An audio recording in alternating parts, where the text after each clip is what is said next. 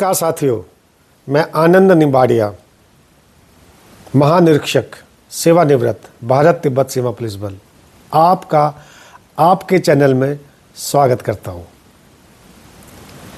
इस चैनल को आप लोगों ने बहुत प्यार दिया और दे रहे हैं। इस चैनल का उद्देश्य यही है कि कैलाश मानसरोवर यात्रा के बारे में आपको मानसिक और शारीरिक रूप से तैयार करना, जानकारी देना और समय समय पर जो भी डेवलपमेंट्स होते हैं उसके विषय में आपको बताना। यही नहीं, कैलाश यात्रा के साथ साथ आदि कैलाश, श्रीखंड कैलाश, मणि महेश यात्रा और किन्नर कैलाश, अमरनाथ यात्रा, यानी कि जितनी भी धार्मिक यात्राएं चलती हैं, कोई भी यदि जानकारी होती है उसके विषय में आपको मैं इस चैनल के माध्यम से बताता हूँ। मेरा आपसे विनम्र निवेदन है कि आप अपने मित्रों को, रिश्तेदारों को जो वास्तव में यात्रा करना चाहते हैं, इस चैनल के विषय में बताएं, फॉरवर्ड करें, सब्सक्राइब इसलिए करें ताकि आपको नोटिफिकेशन प्राप्त हो जाए। और हाँ, अपने कमेंट्स ज़रूर देते रहें, क्योंकि जो आपके कमेंट्स हैं उसी के बेस पे मैं एक प्लान करता हूँ, विषय वस्तु तैयार करता हूँ ताकि आपके साथ में बातचीत करूँ।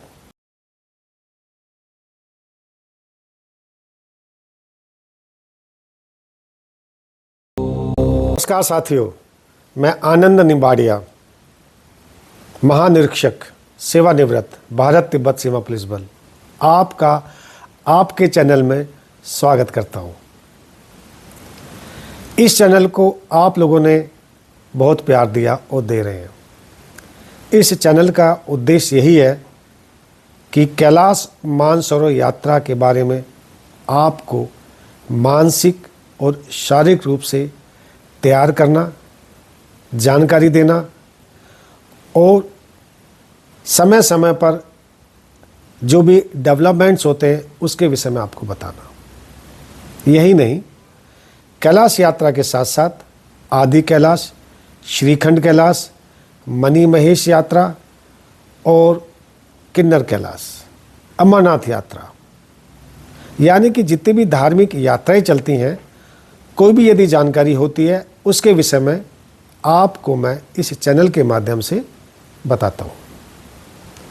मेरा आपसे विनम्र निवेदन है कि आप अपने मित्रों को, रिश्तेदारों को जो वास्तव में यात्रा करना चाहते हैं, इस चैनल के विषय में बताएं, फॉरवर्ड करें, सब्सक्राइब इसलिए करें ताकि आपको नोटिफिकेशन प्राप्त हो जाए। और हाँ, अपने कमेंट्स ज़रूर देते रहें, क्योंकि जो आपके कमेंट्स हैं उसी के बेस पे मैं एक प्लान करता हूँ, विषय वस्तु तैयार करता हूँ ताकि आपके साथ में बातचीत करूँ।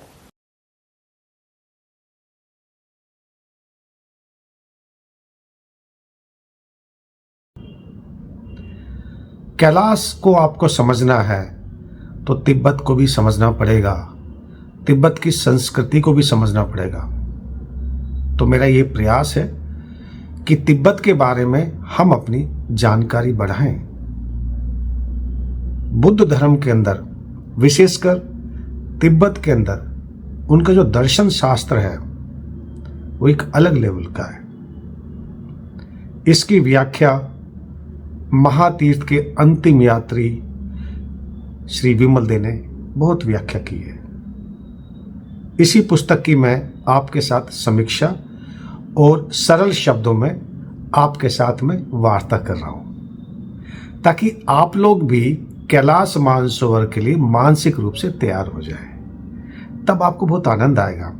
अब मैं सच बता रहा हूं, मैं 3 बार कैलाश यात्रा कर चुका हूं, लेकिन अब मेरा जो देखने का नजरिया है कैलाश मानसरोवर का वो बिल्कुल अलग होगा।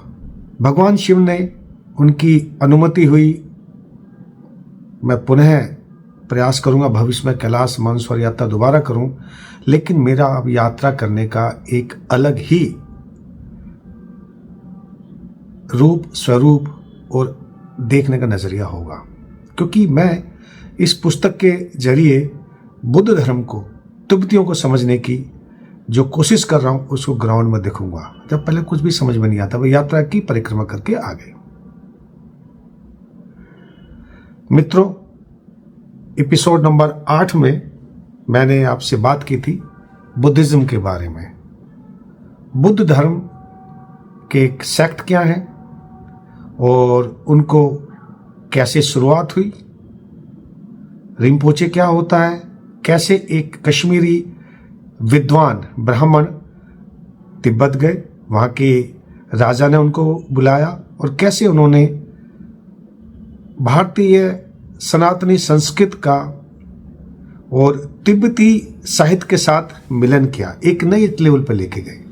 उसमें बताया गया और कैसे लेके गए। इस प्रकार से तिब्बत में बुद्ध धर्म का जो प्राचीन स्वरूप था उसके अंदर भारतीय संस्कृति का भी लेपन हो गया और एक नए स्वरूप में आया। वहां से दर्शन शास्त्र अपनी परिकाष्ठा पे पहुंचा। आज के मैं बात करूंगा आर्य तारा की उपासना। हमारे धर्मशास्त्र में भी मां तारा का जिक्र कई बार आता है, अलग अलग जगहों पे आता है। मां पार्वती के स्वरूप को भी कहीं ना कहीं मां तारा के रूप में कहा गया है। देखिए, मैंने कहा था ना कि तिब्बत में भगवान शिव का भी एक रूप अलग नाम से है, तो यह मां पार्वती भी आ गई अलग रूप से। आज का जो विषय होना है ये थोड़ा सा एक दार्शनिक रूप में होगा, दर्शन शास्त्र के ऊपर होगा। तो मैं आपसे विनम्र निवेदन करता हूं कि शांत होके आप इसको देखें और मैं भी आपके माध्यम से सीख रहा हूं कि बुद्धिज्म का जो है दर्शन शास्त्र कितना गहरा है। ध्यान के ऊपर पूरा जो है इसमें जिक्र किया। तो जब पूरा दल ग्यास्ते से ल्हासा की ओर जाने लगा तो वहां पे निर्णय लिया गया कि गुरुजी को, जो वहां के मेन लामा जी थे, उन्होंने अनुरोध किया कि आप लोग जाएं, इस बच्चे को कुछ दिन के लिए यहाँ छोड़ दें ताकि इनको आगे की दीक्षा दी जा सके। एक तो ये कारण था। दूसरे तो जब ग्रुप जा रहा था सिगास्ते से ल्हासा के लिए, तो वहां पे चूंकि चाइनीज आर्मी छावनियां थी, तो बड़े झुंड को देख के उनके और वो हो जाते थे, जांच पड़ताल कागजी कार्रवाई। तो ये निर्णय ले गया कि हर ग्रुप छोटे छोटे टुकड़ियों में जाएगा और 2-2, 3-3 दिन रुके जाएगा। तो इस प्रकार से 5-5, 6-6 लामा एक साथ जाते थे और ये प्रक्रिया 6-7 दिन तक चलती रही। लेकिन जब ये मूवमेंट हुआ उस दौरान विमल देव को, जो वहाँ के प्रधान लामा जी थे, उन्होंने अपने पास बुलाया और प्रधान लामा जी को वहाँ खाम्पो कहते थे। उन्होंने बोला कि अब आप मेरे साथ रहेंगे। उनको वो बुद्धिज्म की दीक्षा देनी शुरू की। मठ के अंदर केवल 2 बार ही खाना खाया जाता था, ये भी बताया गया। जितने भी गोम्पा हैं, तो लामा जो होते हैं वो 2 बार खाना खाते हैं, एक बार 10 बजे, एक बार शाम को 4 बजे। प्रातःकाल या रात्रि को सोते वक्त खाना नहीं खाते। यही हमारे जैन धर्म में भी है कि सूर्य ढलने के बाद वहां पे कुछ खाना नहीं लिया जाता। खाने के रूप में चावल, बार्ली का दाल या मिली जुली सब्जियां जो भी मिलती है उसको पका के खाते थे। इस प्रकार से एक दैनिक जो चर्या है वहां की दिनचर्या। खाम्पो जी ने विमल को पहली बार नाम लेके बोला, विमल दे आप कैसे हैं? वो बड़ा आश्चर्य में रहा कि इनको मेरे नाम के विषय में कैसे पता है। तो गुरुजी ने जाने से पहले खाम्पो जी को विमल के विषय में पूरा बता दिया था। तो खाम्पो ने बोला कि आप मेरे साथ हिंदी में बात कर सकते हैं। मैं कलकत्ता भी गया हूँ, गैंगटोक भी गया हूँ, गया भी गया हूँ, सारनाथ भी गया हूँ। मैंने भारत का पूरा भ्रमण किया है और तुम यहाँ निश्चित रूप से सुरक्षित हो। हम तिब्बतियों के मन में भारतीयों के प्रति अगाध श्रद्धा व प्रेम है। ये कहा कि तुम्हें यहाँ किसी प्रकार का खतरा नहीं है। मित्रों, लेकिन लामा जी के इस कथन में भी एक दर्द था। पहले भारत के काफ़ी यात्री आते थे जाते थे, लेकिन पिछले 6 साल से भारतीयों का आना जाना बंद हो गया।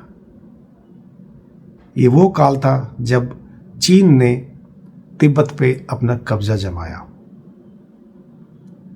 तो वो दर्द उनके मन में था और शायद यही कारण था, उन्होंने कहा कि इसलिए मैंने आपको रोका। आप 6 साल बाद एक पहले भारतीय हो जो यहाँ आए हो, हम सब आपके साथ मिलकर बातचीत करना चाहते हैं। देखिए, भावनाएं देखिए। खैर, ग्यास्ते की मैं जो विमल को दीक्षा देना था, तो काम्पोजी ने बोला कि आपको क्या कोई मंत्र आता है? विमल ने बोला, हाँ गुरुदेव, मुझे मंत्र आता है, गायत्री मंत्र। ओम भूर्भुवः स्वाहा तस्तर्वितुर्वरेण्यं भर्गो देवस्य धीमहि धियो यो न प्रचोदयात्। ओम। खाम्पोजी ने मंत्र को कहने के बाद उनको रोका और वो थोड़े प्रसन्न भी हुए कि भी चलो, इनको कुछ अपने धर्म के विषय में पता है, कुछ इनको मालूम है। जनरली क्या होता है कि साधु सन्यासी लोग बन जाते हैं, बस ज्ञान की बातें करते हैं, लेकिन अपने धर्म के विषय में, मंत्रों के विषय में ज़्यादा कुछ नहीं जानते। मंदिर में लेके गए, उन्होंने एक त्रापा को बुलाया। जो त्रापा एक नए लामा जी होते हैं, उनको त्रापा कहते हैं। उनका नाम था थ्रेपा। उस पुराने मंदिर में ले गए। अब चूंकि मंदिर की जो दीवारें बड़ी मोटी होती हैं, अंधेरा था और थोड़ा सा दिए से लाइट होती थी, सूर्य का प्रकाश पहुंचता नहीं, तो ठंड होना स्वाभाविक है। तो जब अंदर गए तो वहाँ काफ़ी ठंड थी। तो लामा जी उनके लिए 2 कंबल लाए, एक कंबल नीचे बिछाया, एक कंबल ओढ़ने के लिए दिया और वहाँ बैठा के बोला, इन मूर्तियों पे ध्यान से देखो। दिए के प्रकाश में, मैं पढ़ के सुनाता हूँ, दिए के प्रकाश में मूर्तियां अस्पष्ट लगती थीं। सामने जिस मूर्ति का चेहरा कुछ स्पष्ट था, वह माँ तारा की मूर्ति थी। कपड़े और चादर से ढके होने के कारण केवल चेहरा ही दिखाई दे रहा था। लामा थिरपा ने कहा, अब हम माँ तारा की आराधना करेंगे। माँ तारा काली माँ का ही एक रूप था। बचपन में विमल जी काली मंदिर में जाते थे, इसलिए लामा थिरपा का यह प्रस्ताव मुझे अच्छा लगा। अपनी जिज्ञासा मिटाने के लिए मैंने पूछा, आप लोग तो बौद्ध हैं, आपके मंदिर में माँ तारा की मूर्ति की कैसे स्थापना हुई? एक स्वाभाविक प्रश्न था कि जब माँ काली का रूप है तो बुद्धिज्म में कैसे आ गई? इन्होंने बोला, ठीक है, मैं आपको इसके विषय में विस्तार से बताऊंगा, उसके लिए आपको थोड़ा सा धैर्य धारण करना होगा। इसके बाद विमल ने निर्वाण के विषय में पूछा, ये निर्वाण क्या होता है, इसको कैसे प्राप्त किया जा सकता है, क्या आप मुझे समझा देंगे? अवश्य, लामा जी बोले। थापा लामा जी बोले, अवश्य। उन्होंने बोले सरल शब्दों में कहा, मित्रों मैं पढ़ के सुना रहा हूँ, अपनी व्याख्या अपने शब्द नहीं डालूंगा, तो मेरा आपसे निवेदन है कि मैं धीरे धीरे पढ़ूंगा, जैसा लिखा वैसे ही पढ़ूंगा, मैं भी समझने का प्रयास करूंगा, आप भी। एक श्लोक सुनाकर उसकी व्याख्या करने लगे।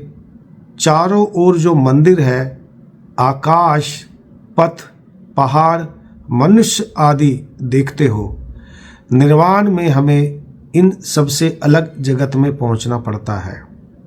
उसे मन की एक अवस्था न कहकर हम अहंकार का अतिक्रमण करते हैं और तब उस स्तर पर धरती, जल, वायु आदि का अस्तित्व नहीं रहता। वहाँ हमें सांस, प्रश्वास की आवश्यकता नहीं होती। उस जग में सूर्य और तारे प्रकाश नहीं देते, चंद्र और अंधकार भी प्रवेश नहीं पाते। वह एक अमृतमय अवस्था है जहाँ पर हम रूप, अरूप, सुख और दुख से परे होकर बुद्धत्व की प्राप्त करते। मित्रों, निर्वाण की एक सरल परिभाषा थामपा ने बताया। इन्होंने बताया कि हिंदू धर्म और महायान बौद्ध धर्म में बहुत सी समानताएं हैं। केवल माँ तारा ही नहीं, प्रज्ञा पारमिता के साथ देवी सरस्वती की तुलना की जा सकती है। बौद्ध आरती ही हिंदू मत में अद्वितीय हैं। बुद्ध की एक शक्ति का नाम तारा है। शिव के साथ मंजूश्री, इंद्र के साथ बोधिसत्व व व्रजपाणि की भी तुलना की जा सकती है। सब एक ही हैं। जैसे भी हो, निर्वाण लाभ या मोक्ष प्राप्ति की मुख्य उद्देश्य होता है। जो मैं समझ पा रहा हूं, हिंदी देवी देवताओं का ही नाम तिब्बतियों में अलग अलग तरीके से लिया गया, जो मैं समझ पा रहा हूं इस किताब के मुताबिक। मैं कोई क्लेम नहीं कर रहा हूं। जो महातीर्थ के अंतिम यात्री पुस्तक के 113 पन्ने पर लिखा गया, मैं उसी के विषय में बता। इन्होंने कंपैरिजन किया है, जैसे प्रज्ञा पारमिता देवी सरस्वती, यानी देवी सरस्वती को प्रज्ञा पारमिता देवी। अदिति शब्द जो यूज हो रहा है वो बौद्ध आरती में होता है। भगवान बुद्ध की एक शक्ति का नाम भी तारा है। मंजूश्री के साथ भगवान शिव, और बोधिसत्व का इंद्र के साथ या वज्रपाणि की भी तुलना। विमल जी उनसे बड़े प्रभावित थे। बोला, आपको हिंदू धर्म की भी यथेष्ट ज्ञान है। इन्होंने कहा, हाँ, मां तारे के भी दो स्वरूप होते हैं। अब ये अध्यात्म की ओर लेकर जाने लगे, ज्ञान की ओर। तिब्बत में मां तारा के दो रूप हैं, एक हरे रंग का और दूसरा सफेद रंग का। हरे रंग तारा के हाथ में नील कमल रहता है, सफेद तारा के हाथ में पद्म फूल रहता है। इतना कहकर लामा जी रुके।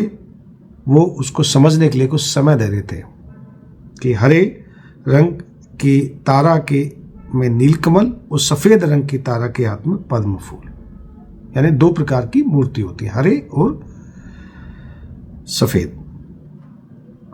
अभी हम हरे रंग की तारा का ध्यान करेंगे। तो मंदिर में दो प्रकार की तारा थी, हरा और सफेद। तो लामा जी ने बोला, अभी हम हरे रंग की तारा का ही ध्यान करेंगे। ऐसा कहकर लामा जी उनको कहने लगे, तुम कंबल ओढ़कर ध्यान लगाओ। और लामा जी कहने लगे, कल्पना करो कि सामने आकाश है, केवल आकाश। वह एक रंगहीन महाशून्य में चांद तारा सूर्य नहीं है, प्रकाश नहीं है, अंधकार नहीं है। कल्पना करो उस महाशून्य में एक हरा पहाड़ उदित हुआ। उस पहाड़ से हरे रंग की ज्योति निकल रही है। तुम उसे रंग में अपने मन में पकड़ने की कोशिश करो।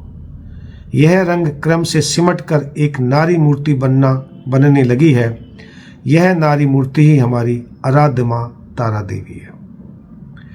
अब आंखें खोलकर देखो, करुणा में रक्षा करती मां भगवती मां तारा ही का मुखड़ा ही हमारे साथ। इसके बाद मूर्ति देख के पुनः लामा ने बोला विमल से, आप पुनः आंखें बंद करके फिर ध्यान लगाओ। फिर कल्पना करो उनका चेहरा है, उनके दो हाथों में अभय मुद्रा, बाएं हाथ में कमल का फूल, केस में आधा सर में जुड़े हुए बंधा, शेष भाग में पीठ पर फैला हुआ। वे सरलंकार से भूषिता हैं। उनके स्तन युगल पर छोटा सा वस्त्र मंडल है, पहनावे में लाल वसन है। वे वीर की तरह खड़ी हैं। उनकी पीठ हरे रंग की अर्धचंद्राकार की है। वे प्रकाश के ऊपर खड़ी हैं। उनकी देह कमनी है। वे सदा हास्यमयी वरदात्री हैं। वे ज्योतिर्मयी हैं। बोलो, हे देवी, हे माता, मैं तुम्हारा ध्यान करता हूँ, मैं तुम्हारा ध्यान करता हूँ, मैं तुम्हारा ध्यान करता हूँ। लामा के अनुसार विमल जी माँ का ध्यान करते रहे और एकाग्र करने का प्रयास करते रहे। लेकिन विमल ने बोला कि गुरुजी मैं ध्यान तो लगा रहा हूँ पर मेरा ध्यान ठंड से भटक। लामा जी ने बोला, ओहो तुम ठीक कह रहे हो, मंदिर का दरवाज़ा मैं बंद करके आया था, किसी ने खोल दिया, इसलिए कुछ ठंड ज़्यादा हो गई। बोला कोई नहीं, अब हम कल करेंगे। इस प्रकार से वो अगले मंदिर में लेके गए और वो मंदिर निर्जन था, ठंडा था और उस मंदिर का नाम था मैत्रेय मंदिर। उस मंदिर के अंदर मैत्रेय भविष्यत बुद्ध है। मैत्रेय अवस्था के बाद मानसी बुद्ध, उनके बाद शाक्य मुनि बोधिसत्व की स्थिति है। मैत्रेय बुद्ध ने अंगसागा मुनि को दर्शन देकर तंत्र का गूढ़ रहस्य बताया था, इसलिए यह मंदिर बहुत प्रसिद्ध है। तिब्बत में महायान, हीनयान, वज्रयान, तंत्रयान सभी समान रूप से स्वीकृत है तथा विभिन्न संप्रदाय, विभिन्न पंथ का उसका भाग। माँ तारा देवी के मंदिर में जाकर लामा जी ने विमल देव से प्रार्थना करने के लिए बोला और वो बोलते रहे, बोले आप मेरे पीछे पीछे उच्चारण करो। माँ तारा मुझे संस्कार से मुक्त करो, माँ तारा मुझे भय से मुक्त करो, माँ तारा मुझे व्याधि से मुक्त करो। तत्व ओम वज्र समझ नमो गुरब नमो आर्य तारा मंडलेभ्य ओम तारा सपरिवारे अर्ध्यम प्रचित्य हुम स्वाहा ओम आर्य तारा सपरिवारे पद्यम प्रतीच हुम ह्वा ओम आर्य तारा सपरिवारे पुष्पे प्रचय हुम स्वाहा ओम आर्य तारा सपरिवारे धूपे प्रचित्त हुम स्वाहा ओम आर्य तारा सपरिवारे आलोक प्रचिद्ध हुम स्वाहा ओम तारा सपरिवारे गंधे प्रचिद्ध हुम स्वाहा ओम तारा सपरिवारे निवेद प्रचिद्ध हुम स्वाहा। हे माँ तारा, मैंने आपका आश्रय लिया है, मैं आत्मसमर्पण करता हूँ, मैं बुद्ध धर्म और संघ के प्रति आत्मनिवेदन करता हूँ। ध्यान अवस्था में बैठे थे, तभी मंदिर की आरती होने लगी तो वो एकदम ध्यान से उन्होंने बताया कि दो प्रकार से हम आराधना करते हैं, एक तंत्र से, एक है कष्टप्रद से। तो उन्होंने बोला प्रभु कष्टप्रद क्या होता है? बोले कष्टप्रद प्रारंभ में वो सहज लगते हैं किंतु उनको निर्वाह बड़ा कठिन होता है। कठिन होने से लगता है इसमें दो प्रतिज्ञाएं होती हैं। पहली प्रतिज्ञा होती है प्राणी हंता, चोरी, व्यभिचार, झूठ, सुरापान से विरत रहना। दूसरी प्रतिज्ञा होती अकाल भोजन, नृत्य संगीत आदि में अनुराग, गंध मालादि व्यवहार, कोमल सैया पर शयन तथा सोने चांदी आदि स्वीकार करने से विरत रहना। साधारण मनुष्य और ग्रस्तों के ये परम शत्रु। विमल देव ने बोला कि भगवान मेरे अंदर सब पाप है तो मुझे कैसे मिलेगा? तो देखो लामा जी ने कितनी अच्छी बात कही। समुद्र में तमाम प्रकार की नदी मिलती है, तमाम गंध होता उनमें, लेकिन जैसी वो सागर में मिलती हैं तो सागर से ग्रहण करता है। तो मित्रों, हमारे अंदर, आपके अंदर कोई पाप है, कोई ऐसा नहीं इसमें पाप ना हो, मेरे अंदर भी है। इसका मतलब नहीं कि हम प्रार्थना करना छोड़ दें या ईश्वर की ओर जाने का अपना प्रयास बंद कर दें। ईश्वर एक अथाह सागर है, हम जब उस सागर में जाएंगे हमारे पाप सब उसमें मिक्स हो जाएंगे, वो हमें लेगा। इस प्रकार से लामाओं की जो आरती खत्म हुई। अब एक परंपरा थी कि 21 बार उठ के प्रणाम, साष्टांग प्रणाम करना होता है और फिर ध्यान लगाना होता है। 21 बार विमल जी ने ऊपर खड़े होके साष्टांग प्रणाम करके 21 बार उठे बैठे। अब 21वां जो था वो उनके लिए बड़ा कष्ट पर, बोले बड़ी थक दी, जहाँ ऑक्सीजन नहीं है, कुछ नहीं है। अपने घर में करके तो देखिएगा, पता चल जाएगा। जब वो बैठे थक कर, तब लामा जी ने बोला कि आप अपने मन में यहाँ पर ध्यान केंद्रित करें, मस्तक के बीच में ओम पर केंद्रित करें, अपने श्वासों को नियंत्रण में करें, अपने हृदय को ले जाओ मन को, कल्पना करो त्वम लिखा है, माथे पर ध्यान दो, ओम श्वेतवर्ण में लिखा है। अब देखो कंठ की आहा लाल रंग, हृदय पे मन लगा के देखो त्वम शब्द लिखा है। इसके बाद एक और मूर्ति थी, वो थी महाकाल की मूर्ति। लामा जी ने बताया कि महाकाल की मूर्ति अत्यंत जागृत देवता है। तुम कुछ देर तक यहाँ अकेला बैठो, तुम इस महाकाल देवता से अपने अभिष्ट फल की प्रार्थना करो, उसके बाद मैं तुम्हारे पास आऊँगा। अब इनका यह था कि मैं क्या मांगूँ, भगवान ने तो बिना दे मुझे सब कुछ दे दिया है। फिर भी वो प्रार्थना करके मंदिर में प्रार्थना करते रहे। ग्यास्ते जो है धीरे धीरे, चूँकि अब तिब्बतियों का, भारतीयों का व्यापार बंद हो गया, चाइनीज़ का आना शुरू हो गया, तो अपनी जो पुरानी महिमा थी उसको खो रहा था। 1550 में वहाँ पे मंदिर बना हुआ था। विमल को आराधना करते करते काफ़ी दिक्कत हो रही थी, लेकिन अब वो थोड़ा सहज होने लगा। तो लामा जी ने बोला, विमल आज 8वां दिन है और तुम्हारी पहली दीक्षा यानी कि पहला प्रण जो है वो पूर्ण हुआ। हरा आर्य तारा जो प्रथम दीक्षा है वो पूर्ण हुआ और दूसरी दीक्षा होगी सफ़ेद आर्य तारा की। तुम अभी ल्हासा न जाना चाहते हो, लौट जाओ। जब तुम चाहोगे, जब वापस आओगे, तुम्हें दूसरी दीक्षा दे दी जाएगी। इस प्रकार से अकेला होकर ज्ञात से सुबह 6 बजे शहर त्याग दिया। खाम्पो जी ने उनके साथ एक सज्जन को भेजा जो आगे रास्ता दिखाएगा और आगे से आगे रास्ता बताता रहेगा, और उनकी सूचना आगे भिजवा दी गई थी और उनको कहाँ कहाँ रुकना वो पूरा लिख के दे दिया गया था, किस गोम्पा में रुकना है। इस प्रकार से आध्यात्मिक रूप से विमल जी को बड़ी शांति मिली और उनको लगा कि उनका ना सफल हुआ है। तो मित्रों, आज का मैं समझता हूँ यदि आप अध्यात्म में विश्वास करते तो आपने आनंद उठाया होगा। थोड़ा लंबा वीडियो हो गया है, लेकिन ये आवश्यकता है। तब तक के लिए जय हिंद।